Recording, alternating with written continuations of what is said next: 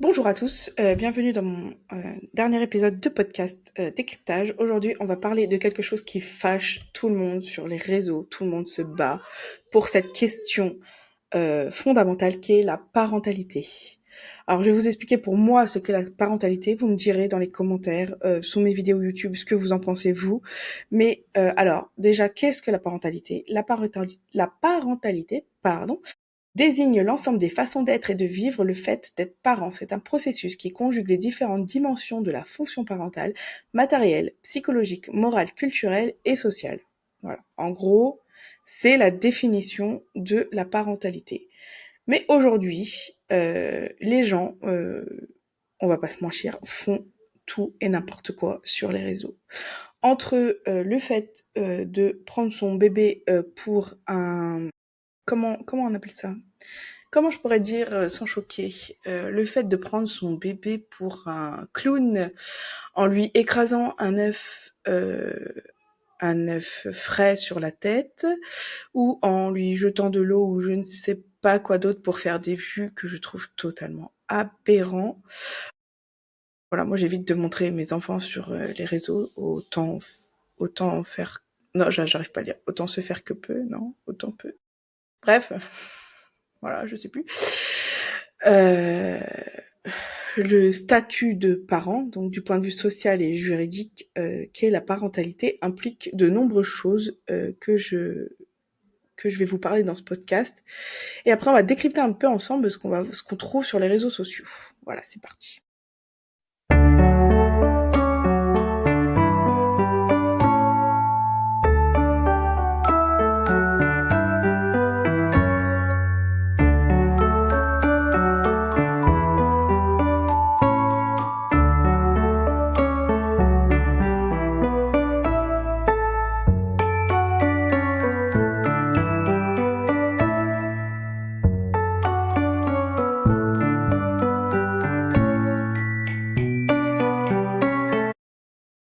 Donc bien sûr, dans la parentalité qu'on voit aujourd'hui sur les réseaux, on va parler d'absolument tout, on va tout décrypter. Donc la méthode Montessori, à défaut, la méthode Ghetto-Sori qui est sortie il n'y a pas si longtemps que ça, là, qui a fait un buzz sur les réseaux.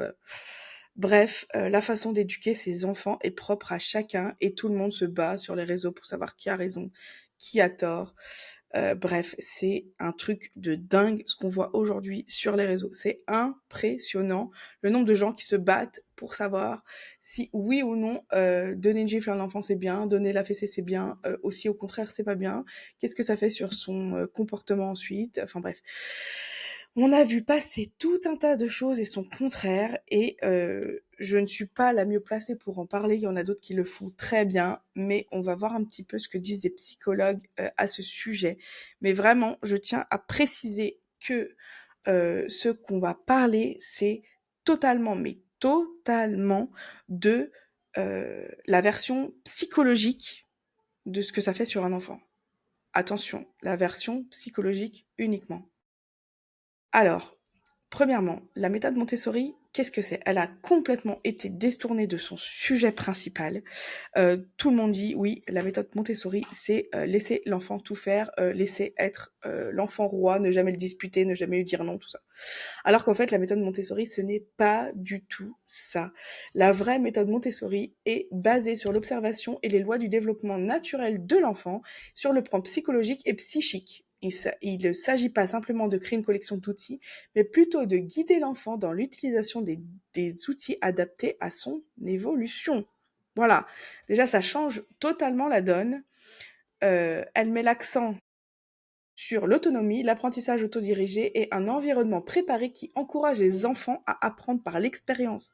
Ça n'a rien à voir avec ce qu'on entend aujourd'hui d'entendre oui, la méthode Montessori, l'enfant fait ce qu'il veut.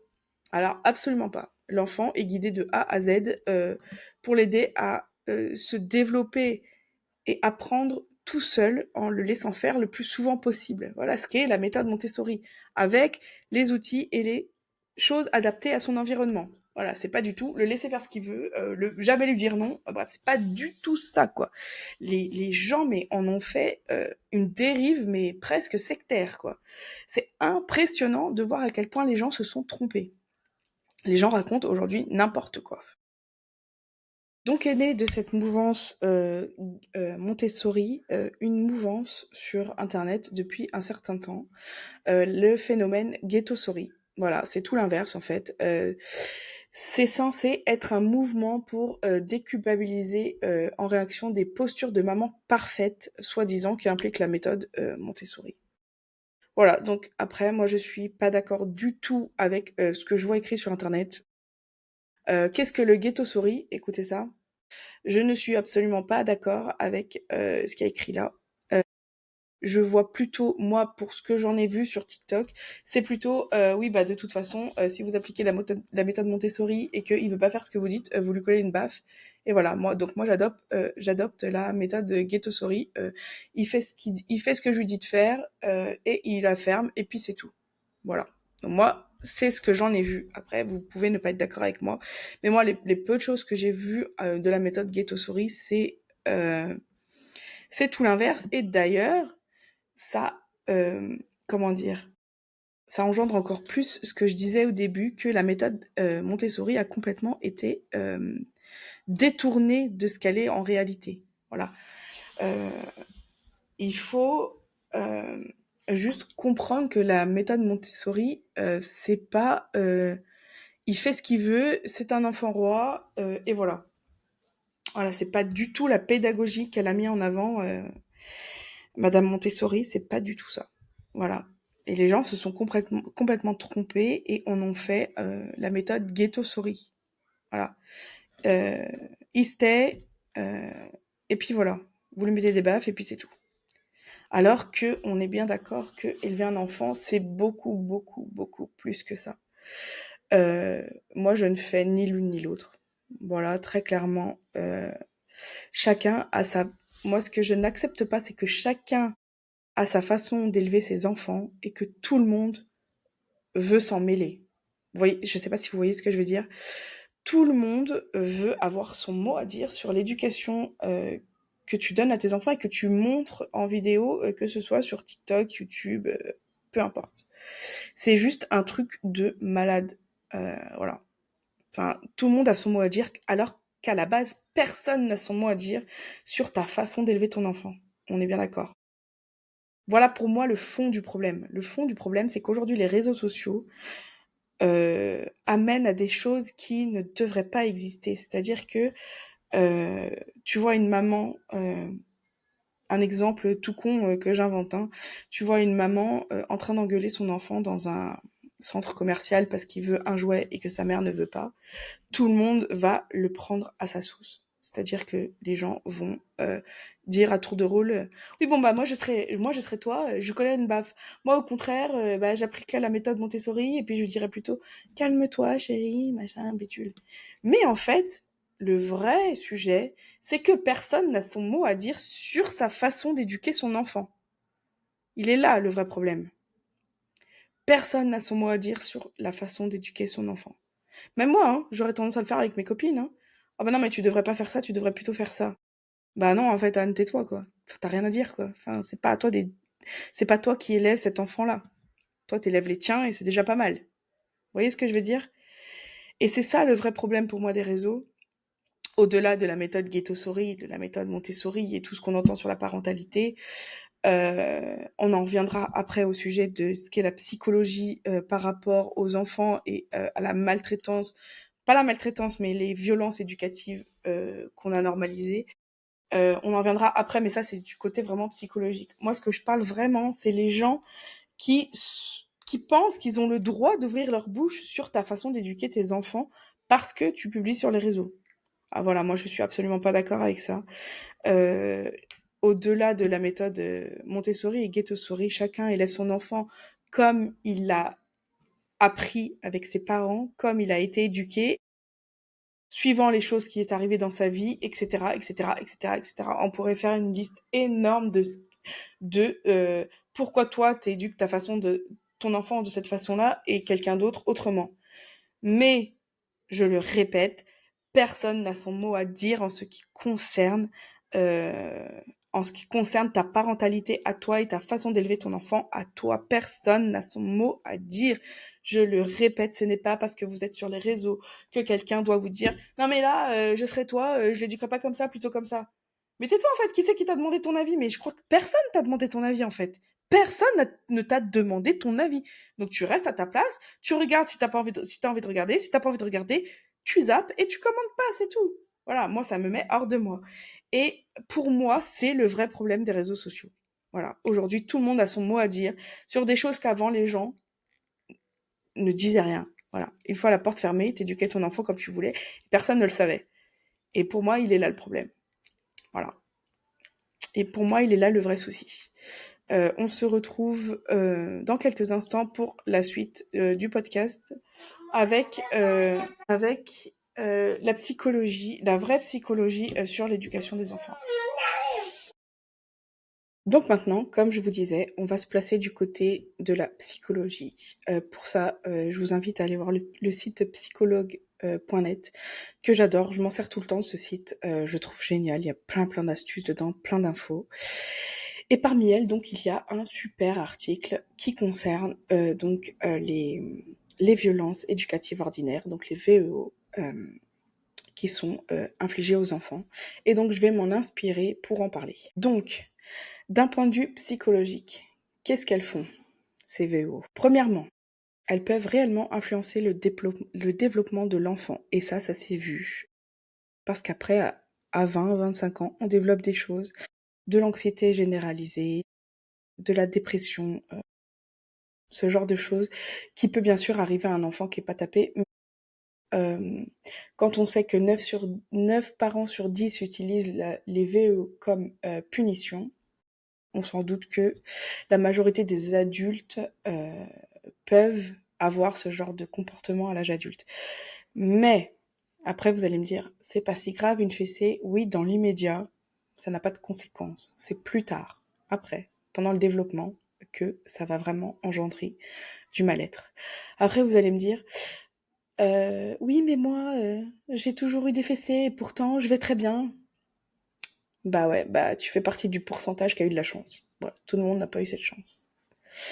Ensuite, on va aller voir du côté vraiment de la psychologie. Il existe plusieurs je vais y arriver, altérations d'un point de vue neurologique. Le système limbique ainsi que l'hémisphère gauche qui sont impliqués dans le langage, l'hippocampe et l'amygdale qui jouent un rôle fondamental au niveau de l'affection, de l'attachement, du langage et du contrôle de soi.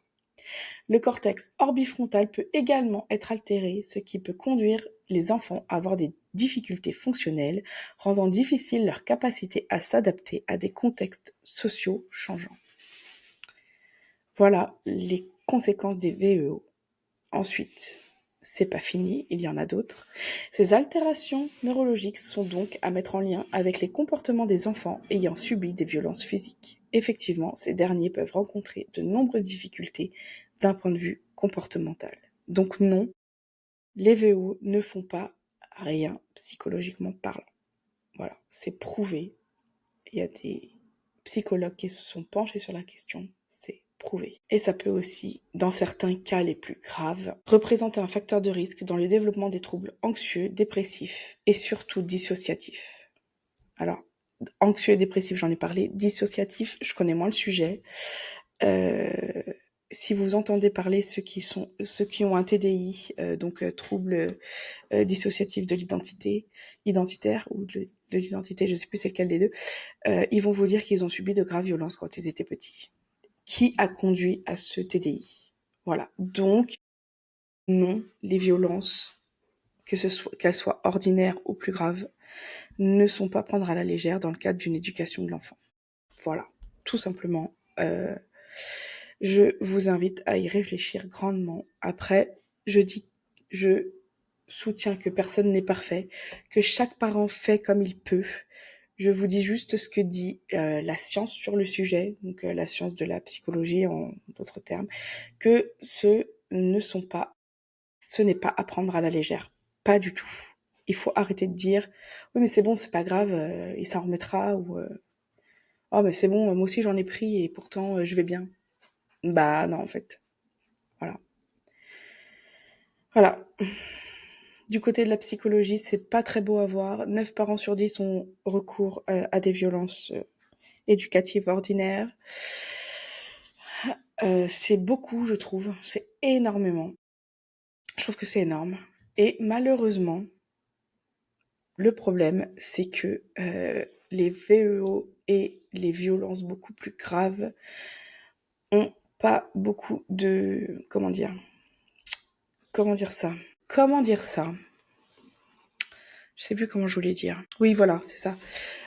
En d'autres termes, entre la VEO et la maltraitance avérée, la frontière est très très floue et c'est pour ça que la fessée est interdite depuis maintenant quelques années. Pour cette raison-là et pas parce que voilà, normalement on ne devrait plus taper un enfant pour l'éduquer. Après, comme je dis, c'est facile à dire et moins à faire. Voilà. C'est très compliqué, surtout quand on sait qu'en France, limite ne pas taper son enfant, c'est mal vu. Non mais c'est là, hein, c'est un truc de dingue de le dire à haute voix, mais c'est la vérité. Aujourd'hui, taper son enfant en France, c'est normal, soyons clairs. Ne pas le faire, c'est bizarre. C'est choquant de dire ça, hein, vous vous rendez compte? Par contre, 2 adultes qui se tapent entre eux dans la rue, bah, vous allez dire: «Oh mon Dieu, qu'est-ce qui se passe? C'est grave». Par contre, taper un enfant, ça vous pose aucun problème. Et c'est là où je trouve, moi, qu'il y a un raisonnement en France qui est pas bon du tout. Taper sa femme, c'est interdit. Taper son chien, c'est interdit. Par contre, taper son enfant, c'est interdit aussi dans le principe, mais les gens trouvent ça normal. Par contre, les gens trouvent pas normal de taper son chien ou taper sa femme. Je sais pas, il y a un truc qui me... Je sais pas si vous êtes d'accord avec moi, mais c'est perturbant quand même. Donc, je vais vous laisser sur ça, sur cette réflexion-là, qui je trouve est très pertinente. Et je vous dis à bientôt pour un nouveau podcast.